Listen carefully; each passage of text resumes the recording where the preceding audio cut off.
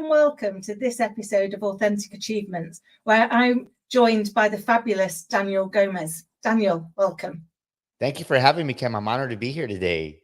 Oh, I'm so looking forward to this. There is so much exciting stuff that we can get talking to about your fantastic journey so far. But before we get into that, let me share with the audience a little bit more about you. So Daniel is an award-winning keynote speaker, business coach, executive coach, corporate trainer, and Podcast of the Year recipient.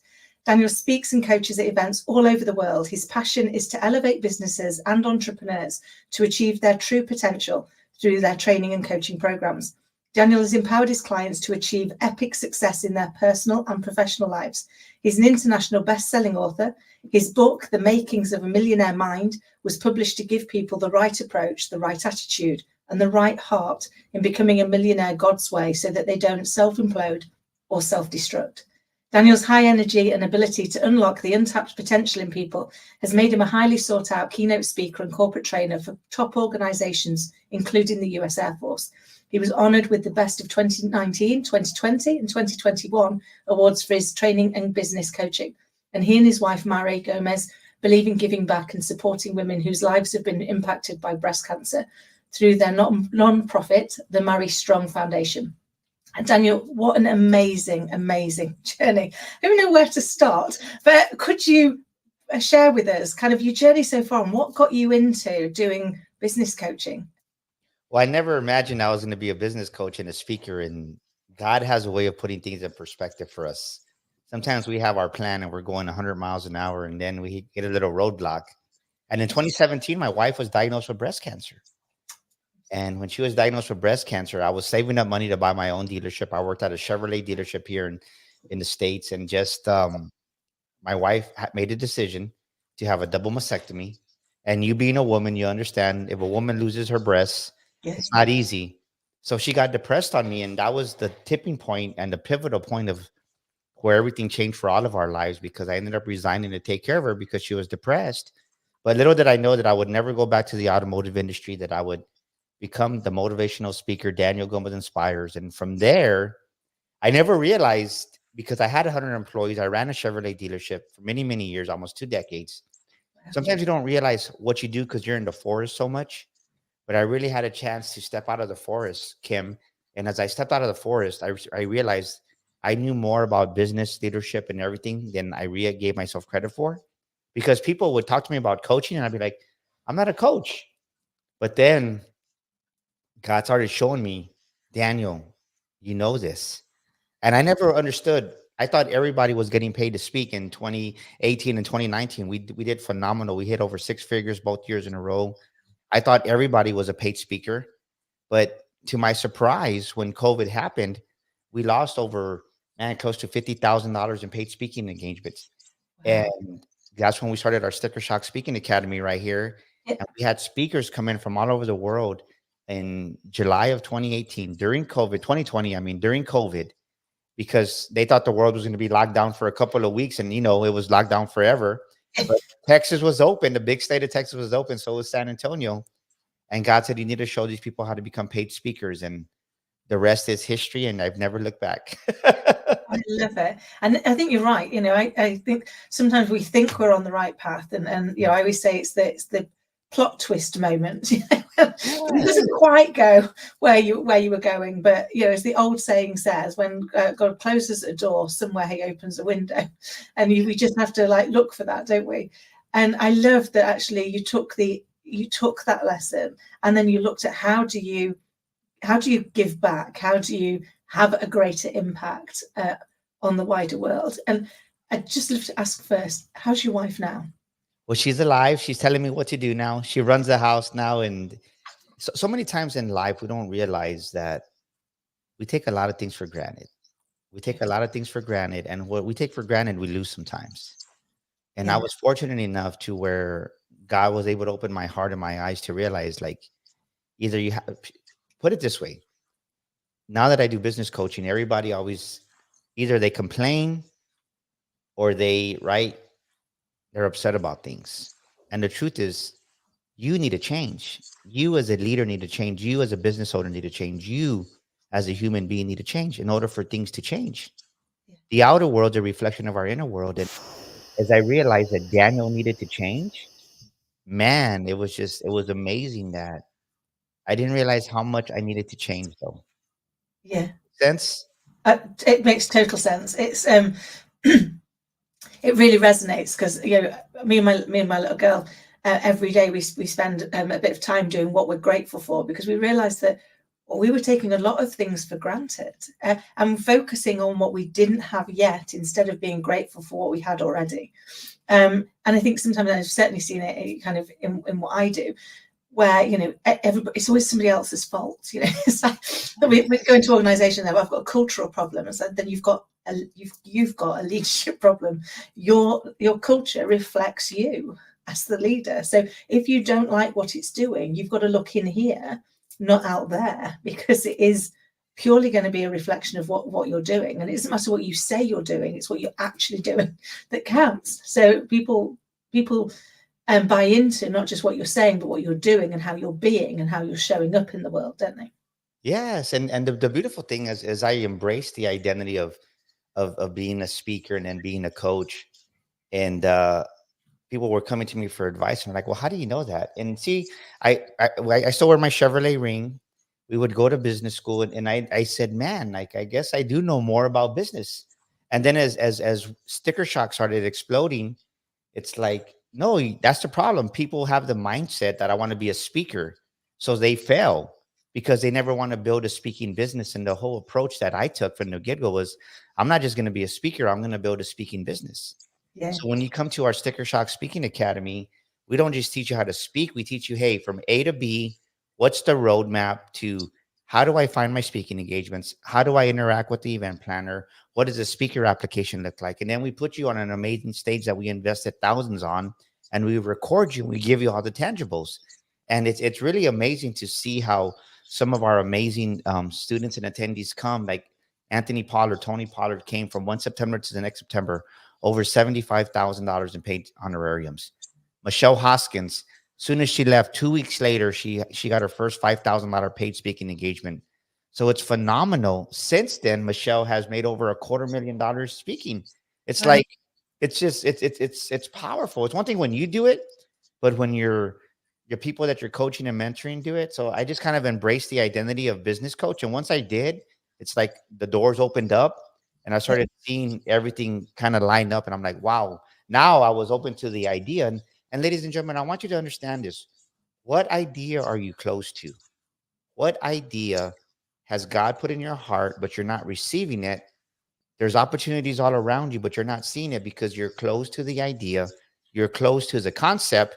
So how can you receive that blessing if you're not open to that idea or concept? And so many of us, we block our own blessings. Oh, we do. We do. We're our own worst enemy, aren't we? Often. Yes. And doing that work, that journey to become our own best friend is crucial, and it allows us to then open ourselves up to, what are the things we're saying I can't do, or that's not me, or I'm not worthy of that. That wouldn't be where I'm sitting. Because if they're still cropping up, then that's probably what we need to look at, isn't it? And I've learned in life that everything that happens to us is either a lesson, a blessing, or both. And so in the moments I don't feel blessed, I look for the lesson, because that's where the blessing is, because we need to keep that evolution, don't we? And I love that Sticker Shock is helping people to share stories, because I think that's the one thing that connects us all globally, irrelevant of our age, our race, our culture. We teach and we learn through stories. So being able to help people share their story must be the most amazing feeling. It's beautiful because you got people that they don't. One thing that I didn't realize, and I'll be honest with you, is I was looking in the mirror one day as my wife was recovering. She had 8 major surgeries. And on surgery number 3, I remembered I really looked in the mirror for myself, Kim, and I didn't like who Daniel was. I didn't like who was inside of me. I had a lot of pain, a lot of hurt, a lot of shame, a lot of guilt, a lot of regret. And I realized that when people get on stage and speak, sometimes they just start crying because they don't realize. I call it, right in my book, The Makings of a Millionaire Mind, I call it, you sweep it under the rug. We sweep so much stuff under the rug, and we sweep and we sweep and we sweep. But the mistake that we make as human beings is we think that, oh, I just have what I swept today and last week. No, You got 10 years, a decade of compressed dirt. So just imagine, as a woman, you have long hair. Imagine sooner or later in your shower, it's going to get clogged up. It doesn't matter. It doesn't matter how much you take care of your hair. The fact is, over time, it's going to clog, because little by little, your hair clogs up. It doesn't happen in one day, in 1 week. Maybe in 6 months, you got to get a drainer, or you got to kind of get a plumber to clean out your shower. But it's the same thing with the emotions and that negative, toxic junk that we put inside ourselves that we don't deal with. So they get on stage at Sticker Shock, and next thing you know, they're crying and they don't even realize why. But then the realization comes, oh, my mom, my dad said I'm never good enough. That counselor at school said, you're not college material. You can't go to Oxford. You're not good enough. It's like, and they carry this and they don't realize that it hinders their decision. It shifts their lens, and they don't become the person that God created them to be. So that happened to me. And I just realized that I didn't realize how much junk I had inside of me, right? I realized it. I'm like, man, I never realized I had all this inside of me. So I talked about it in my book, because people say, Daniel, why are you so greedy? Why are you talking about money? It's like, well, it's not about the money. It's about the person that you become on your journey of becoming a millionaire. It's the person you become, the character that's developed, the maturity you have to go through, right? The traits that have to be developed in you. And then, yes, money is important. So many people think money is not important, but the foundation of who has to be in you, right? Who you have to become, the future you has to come to the forefront. The future you has to be built, the future you. And we've all known somebody, Kim, who overnight success, whether it's in the States or in the UK, they go from 0 to 100. And next thing you know, they're successful overnight in a year or two, but then they can't sustain it because they lose it within another year. Why? Because they didn't have the character, they didn't have the maturity, they didn't have the right foundation. So they self-implode and they self-destruct, and they lose everything they ever had. Yeah. we see it so often, don't we? Because we have got to become the person that we want to be ready to receive whatever it is. And I think often we do think like we shouldn't talk about money, and money's a bad thing, but actually you need money to be able to live in the first instance, but you also need it to be able to have more impact, because if you've got more money, you can help more people, can't you? So this kind of like, you can't do one without the other. And I was going to ask, but I think you've already started to explain some of it. So what was your motivation around writing The Millionaire Mind? God, I didn't want to write it. True story. I wrote my first book, You Were Born to Fly, which is right here. I wrote the book, You Were Born to Fly. Then I wrote my second book, Sticker Shock. And then as I was there, God started putting this new book in and I thought about writing it, You Are Worthy and Deserving is what I was going to write it. But then I didn't. And then next thing you know, God says, I want you to write a book about money. So I started writing this book, and it was totally going the wrong way. It was like not good at all. I sent it to my editor, and it didn't work out. I threw it away. Introduction in the first chapter. I'm like, I said, you know what? I'll write it in the wintertime. This was about 2 years ago in 2021. And then my wife woke up one day and says, hey, God says, don't forget to finish your book. I'm like, okay. Well, then a month later, I didn't even do nothing. It was around the holidays, Christmas time again. She says, look, God's not telling you. God's not asking you. God is telling you now to finish that book. And I said, God, if you want me to do this book, you need to show me, because I can't get it. And I think I was blocked with the idea of talking about money. And next thing you know, just in prayer, right? Because one of the things I do every morning in my morning routine is I spend 30 minutes to an hour with God, and he downloads the strategies. He downloads the ideas. And the idea came to me, The Millionaire Mind. And next thing you know, it was phenomenal. It was just little by little, it started coming together. So then I had a big speaking engagement with John Maxwell in January, and we sold out of our book, You Were Born to Fly. We sold out of it. All we had was just the mock-up of this one. Now we had 75 pre-orders going back to Texas, and now I was forced to finish the book, Kim, and by God's grace, that pressure kind of made me finish the book, and it was amazing. It was a phenomenal feeling. And there you go. The book turned into an online program. Now we have an online program called The Makings of a Millionaire Mind, 27 powerful modules. And then after we were done with that, God said, you're not done yet. I want you to have live boot camps. So now in every May and every November, we have a live boot camp where we have like 40 to 50 people that come in from all over the country. And people don't realize this is that there's a spiritual element to money. And here in America, if you look at a dollar bill, look, I'll show you. If you look at a dollar bill, here on this $100 bill, you see the words "In God We Trust." And people don't realize that God is the foundation of our wealth. And mostly everybody, I don't want to say mostly everybody, they miss that spiritual aspect of money. And they say dumb things like, right, you live in England, I live in San Antonio. So I've never met you before prior to being on your show, right? We've kind of collaborated a little bit, but to have a real conversation, we've never had a glass of tea. So I'm going to start a sentence and I want you to finish it. Can we do that? Of Okay. course. Money doesn't grow on Trees. Who do you think you? Oh, The early bird gets the. them. How do you know that and you're on the other side of the world? Because we tell ourselves these things all the time, don't we?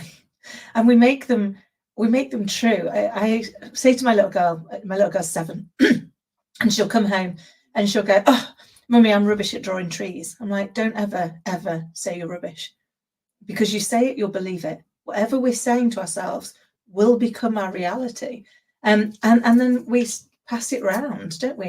And we don't ever question our own reality. Well, the thing is, think about it. You're in England, and I'm on the other side of the world. We're conditioned to think in a poverty consciousness. In this world, they train us to think as employees. They train us to think as a worker, as a factory worker back in the day. And then this is the biggest lie that we've been told. And I think we've all heard this before, and especially in school, in grade school, they really get to us, and they think, and they're smart, right? Whoever created these word tracks, I call them, to keep us in poverty, they say, "Kim, sticks and stones may break my bones, but words will never Hurt me. And what hurts more than anything else in this world? Words. Always. And human beings carry words more with them than a broken leg, a broken arm. They carry that broken heart forever. Yeah. The leg will heal, but many times the heart doesn't heal because the words that were said by a father, by a mother, by a lover, by a friend. And so we're trained to think in a poverty consciousness. So in the makings of a millionaire mind, it's really the concept of, okay, what's the foundation I got to build? And one thing that I realize is that many business owners, they don't succeed because they have a poor self-image of themselves. Yeah. So your self-image is the lid for your business, for your life, for everything. Because like you just said, right? If the culture stinks, well, then you're the problem, the leader. Well, many times those are insecure leaders because they have a poor self-image. And that's the business owner, that's the leader that's going to be micromanaging, okay? Or instead of giving Kim credit or Daniel credit, they want to take the credit for themselves because of their little complex they have of inferiority. And it just, that's why many businesses don't make it that way. They just don't, they don't thrive and survive. It's so true, isn't it? Because we do become what we think about. And I spent many years really struggling with a self-image and I'm totally disconnected to what other people saw. And so somebody once gave me this exercise to do, which was to go and ask friends, family, colleagues a couple of things that they admire you for, and a couple of things where you get in your own way. And I really recommend people do it, because when they came back, I had almost unanimously, people said, "You're brave and fearless." And I was like, I've got no idea what you're talking about. You're going to have to explain that to me, because I do not know where you're getting that from. And I'm currently in my 36th house since I left home. And I'm like, you will literally up sticks and move anywhere where you know nobody for a job that you're not even 100% certain you can do. And they said, "That's brave and fearless." And I thought you all thought I was flighty and a little bit stupid. And it was a real turning point for me, which was, imagine what my life would be like if I lived by their labels instead of mine. Because it was the same life. It was demonstrating the same way, but our view of it, our perspective was so very different. And I think it's all in the mindset, isn't it? As I say to Scott, you win the game here before you win the game here. You've got to do that work to know that you're ready, haven't you? Yeah. Well, the thing is that When people say money's not important, what they're really saying is they don't understand it, because money is the most misunderstood, right? Money is the most misunderstood object, yet it is the most desired object. It's kind of like if you're going to a dance, and Daniel sees a beautiful young lady there in high school, and everybody wants to ask her to dance, but right, everybody wants to ask her to dance, but they're scared to, because what if she says no? Or what if Kim and her girlfriends go to the sock up, to the summer dance, and it's high school, and there's a handsome boy, and like, oh, I wish he would ask me to dance, and no, don't ask me because I don't want to, right? It's like we want that, but we kind of resist it in the same way, and that's the same way money is like we want it, but we have the misunderstanding. And the truth is this: is that it takes money to pay your employees, it takes money to grow a business, it takes money to give to God's kingdom. So when you understand, you know what, money is important. I'm like, okay, well, and then you got some other people that say, well, no, love is important. No one's talking about love, right? People deflect to love all of a sudden. Well, love is more important. Yeah, but okay, go pay your car payment with love, and tell me what the bank says. Like, it's so stupid, right? It's dumb when they say things that they don't even understand what they're saying. Oh, well, no, all I need is love. Well, yeah, okay, great. Go be homeless and tell me if love's gonna pay your bill and feed you. But they don't. People just say things, and in America, that they don't think about it sometimes, and it shows their ignorance of not knowing, right? They don't even understand themselves. They say it just to say it. And why do they say it? Because the masses are saying it, because everybody else is saying it. And just going back to the way we were role playing earlier with those little sayings, right? Sticks and stones may break my bones. How does everybody know it? Because everybody says it in grade school. Yeah, and it's so true, isn't it? And we don't often really give thought to what we're saying and the impact that's going to have. And again, sometimes when we just change it slightly, and my little girl came back from school, and somebody had been really mean to her, and she was very upset about it, and we talked through why she was upset, and said, I wonder what had gone wrong in their life. And she went, what do you mean, Mummy? And I said, well, if someone's been mean to you, chances are they're upset themselves, because we deflect, we move it out. I said, so if they're mean to you again tomorrow, why don't you ask them if they want a cuddle? So she did. So the next day she went, Mummy, I said to them, would you like a hug? And she said they thought about it for a moment and said, yes, please. And we gave them a hug, and now we've had a lovely day playing together. And I was like, yeah, because we assume that actually they're just mean and they're not very nice, because that's what we've been told to assume. But what happens when we get curious with ourselves and with each other around what's driving that? What's happening in your world today that is making you feel like this is a good way? Because I don't think people don't hurt us on purpose. The fact is they're probably not thinking about us, and we're collateral damage to whatever is going on in their own world. And once we get curious about that, we can find better connections, can't we? Well, I'm going to give you a story that I think that'll help exactly illustrate what you just said. So, ladies and gentlemen, imagine just me and Kim are working in her garden, and she's planting some beautiful rose bushes. And all of a sudden, as we're planting all these 10 rose bushes, Kim gets pricked, and she's like, I said, Kim, we got to go to the clinic. Let's go take out that thorn. Kim's like, no, it's okay. It's good. Let's finish it. So we have a long day ahead of us. So 3 hours later, we're finished with the roses. They look beautiful. But now that thorn is an infection in your finger. And right, it's irritating you now. There's a little bit of pain there. And no problem at all. So I said, you know what, Kim, let's go get some fish and chips. Okay, so we go get fish and chips. We hail a cab and we go. Next thing you know, we're in line. We're in the queue. And then somebody hits your hand by accident, but it's your finger that has the thorn. Are you going to overreact by accident because the pain that's already there? See, and that's what happens is, as human beings, we carry these thorns with us that we never pull out. They get infected. They have pus. And as soon as somebody touches us, we overreact, just like that thorn that we never took out in our finger. And it wasn't the person's fault that tapped into your hand. It was the fact that you never took the thorn out, and that's why you reacted the way you did. Oh, I love that. What a great story. Because we keep those things, don't we? You know, I always say, when you get into an argument with somebody and you start bringing up the fact that they didn't empty the dishwasher in 2002, and they're like, really? I mean, you're still going there? Because we don't ever let it go, do we? We don't ever just like release it, look at it, learn from it, and then release it, because if not, it just becomes baggage that we carry around, and continues to be infected, so that actually if we think about the kind of our level of emotional tolerance, if we've constantly got a full cup, the minute anyone comes near us, we're going to lash out, because we've not given ourselves any capacity to respond differently. And I always but think about what you're saying. That's exactly, it goes with your show, what we're talking about right now. You have a full cup, it keeps you from being authentic. You have that thorn in your finger, it keeps you from being the authentic you. In return, it affects you and it keeps you from having achievements. So you're never going to have authentic achievements if you always leave those thorns in your finger. You never pluck them out and deal with them. If you're always walking around with a full cup of water, you're going to spill it. You are, and you're not able to be your authentic you. And in return, it keeps you from achieving what God has for you. That's so true. And I think,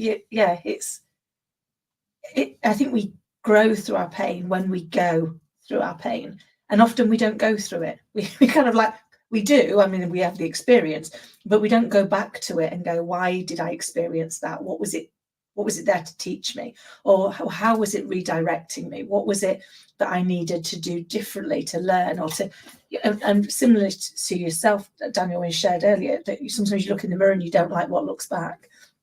That's when you have to change. You've got to go in and go, well, if I don't like what's looking back, the only person that can change that is me. And I think often we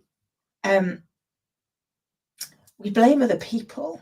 So I can't do this because people will say this or say that or say the other. And actually, what we really mean is we're going to say that, because that's what we're worried about. And so we've got to get past being comfortable with what we're going to say about ourselves and stop blaming it on other people that may or may not have the same opinion. I would encourage your audience to really self-assess and write this question down, because the quality of our life is determined by the quality of the questions we ask ourselves. Where in my life am I holding on to resentment? Who in my life am I holding on to resentment against? And people don't realize how much resentment they have inside of them. They say, oh, I forgave them. Yeah, but how much resentment do you have? Because resentment and unforgiveness are two different things sometimes, because resentment is more of a unforgiveness. You can kind of, right? Because it's a deeper, but resentment is kind of, sometimes it blinds us because it's kind of a shallow. But once you have resentment after resentment, it can get pretty, right? You see somebody and just roll your eyes, and it's like, it's you're not aware it's there. Yeah. I really want to encourage your audience to write down, where in my life do I have resentment, and who may I be holding on to resentment towards?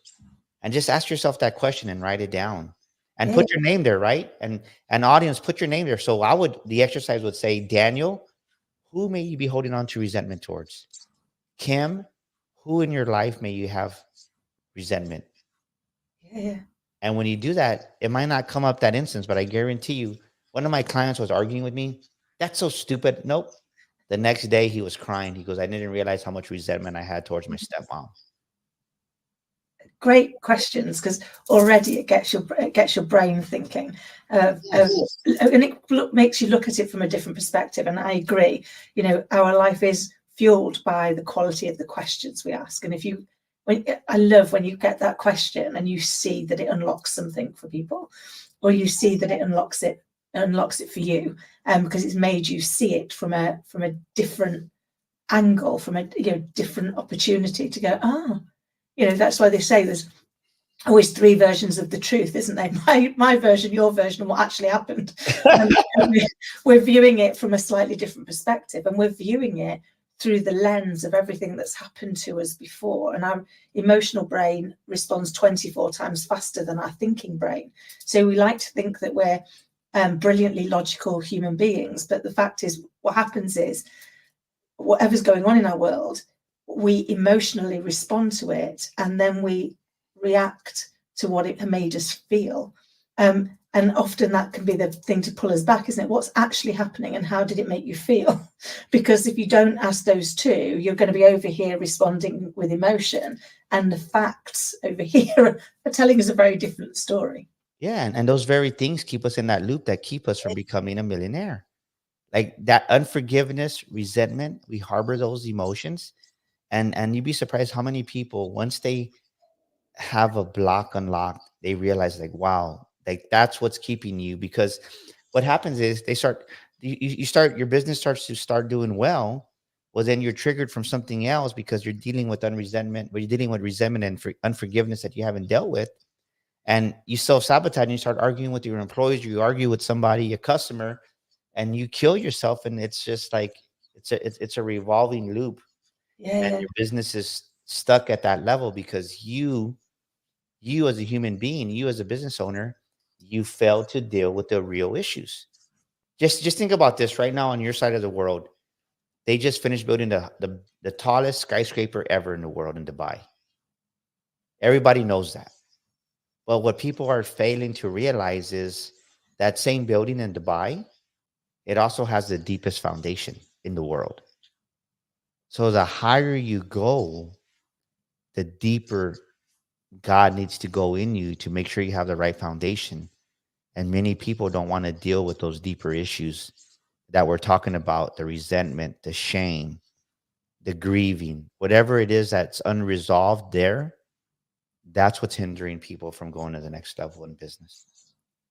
Oh, it's so true. I've not thought about that for the foundation, but it is so true, isn't it? We've got to have a solid foundation to enable us to have the growth. And as human beings, we've got to do that by going in and doing the inner work, going in and looking at the bits we didn't want to look at, the bits, to your point that you brushed under the carpet, to the point.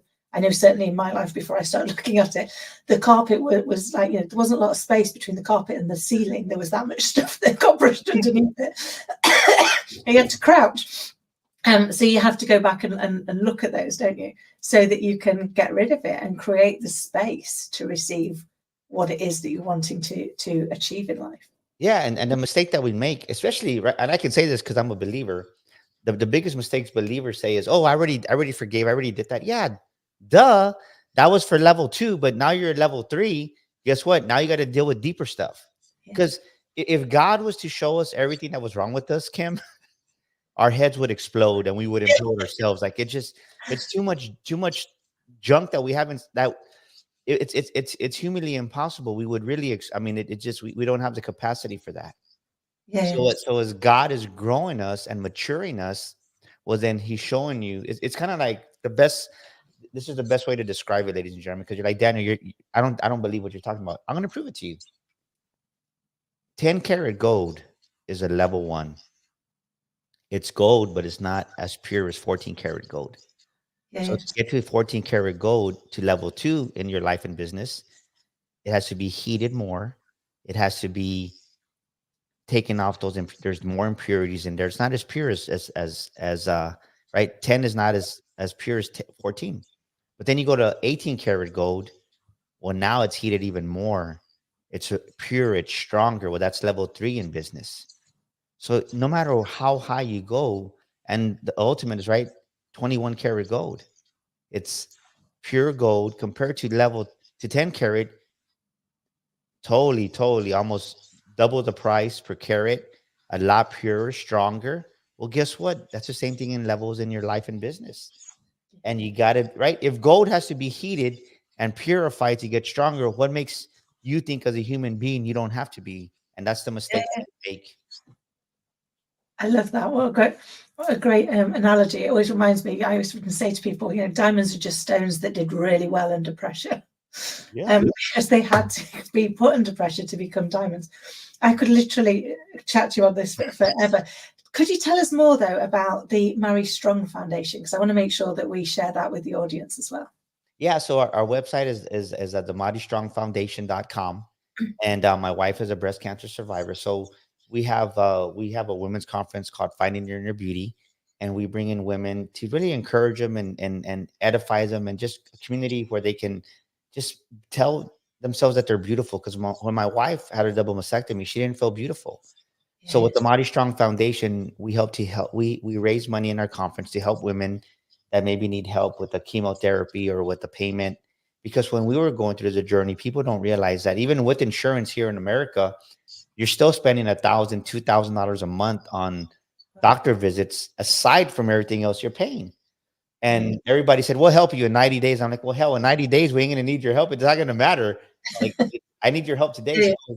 So even if a woman that has breast cancer needs help with a $100 gas card, we supplement that with through the Mighty Strong Foundation. And I'm so proud of my wife because she's really taken ownership and embraced and embodied the identity of that's her nonprofit. So she'll be doing a lot more events with that. And so it's beautiful because even when you help a woman pay her light bill, that's $300. Like there's a lot of people that need help, and we try to do our best that we can with that. I love that. It would be great to have her on if she would be up for it, so we can share more about that with the audience, because I think it's such an amazing gift that she's giving back, because it's a lot about people being heard and listened to and respected. And I think at our core, that's what we all want, isn't it? To be listened to, understood, and respected. Doesn't mean we never disagree, but we disagree, we don't disrespect. And I think hearing people in their times of trouble is a real act of love. Yeah. Well, I think I'll say women because she's a woman. She never realized how strong she is. Yeah. And I think even women, I mean, we understand that women can tolerate more pain than men because y'all have babies, right? We don't have babies, so we'll never that. Hey, we give you that one because y'all birthed us. But sometimes in life, as you mentioned the word labels, we have these labels that are on us. And my wife now, she's just a totally different woman than she was in 2017. You know, she's more confident, she's more stronger, but she does it now in a godly way where she realizes that, wow, like I can do more. And many women, they don't feel beautiful. They just, I mean, it's the reality. And I think that when God put it in my wife's heart, look at your inner beauty, not at your outer beauty, and you realize that you're beautiful, that God doesn't make mistakes. I think it just helps women understand that no matter what words someone may have told you, you're still beautiful in God's eyes, and God doesn't make mistakes. And to carry that at a deeper level. So I'm really proud of my wife that she's kind of grown into that woman to encourage. It's amazing. And it's so true. You know, I say to my little girl all the time, you're beautiful because you're beautiful on the inside, and beauty shines through. And I think it does. You know, that inner beauty shines through people's eyes. And you know, don't you? You get a good feeling around people who have got a beautiful soul. Yes. So it's just I'm proud of her. Now she does a little bit of speaking also, and she's working on her first book. Actually, we're doing our first anthology called Finding Your Inner Beauty. Nick, here, I have it right here, as a matter of fact. Cool. So we're bringing in some amazing women, and we have 20 women that are going to share their perspective of what does finding your inner beauty mean to you. So if there's any women out there that want to join us, we have an amazing opportunity right now for Christmas time where we have a special. It's $1,000 a chapter. So we love for you to come and be a part of our journey and just grow with us. And as we share the beauty of women from the inside out. Amazing. I love that. Daniel, I could chat to you all day, but I'm very conscious of our time. I would love for us to have another conversation. But before we go, if you could just share with the audience, if you were able to go back and give the younger you some advice, what would it be?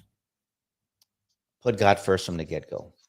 I think once I put God first, once God became the CEO of my business, and then family, and then business, everything changed. And if you go to my LinkedIn profile, it says Daniel Gomez is the president because God's truly the CEO.